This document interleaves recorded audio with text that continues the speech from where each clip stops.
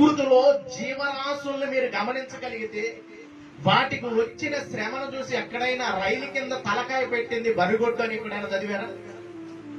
ఎప్పుడైనా?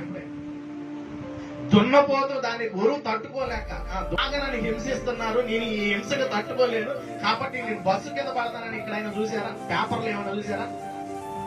కానీ చాలా చూస్తాం మనం.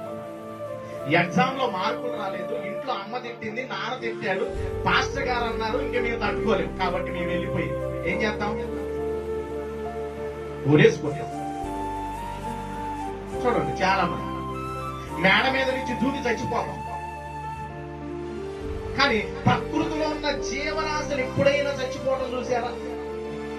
ఏ పేపర్లో అయినా, ఏ న్యూస్ లో అయినా ఎప్పుడైనా గమనించామా? వాటికి ఎన్ని శ్రమలు వచ్చినా ఆ శ్రమలను ఓర్చుకుంటూ వెళ్తుంది. కానీ మనకు వచ్చిన చిన్న సమస్యలకి, చిన్న చిన్న సమస్యలకి, ఈ సమస్యలన్నీ రాగానే మనం ఏమైపోతాం అంటే కృంగిపోతా ఉంటాం.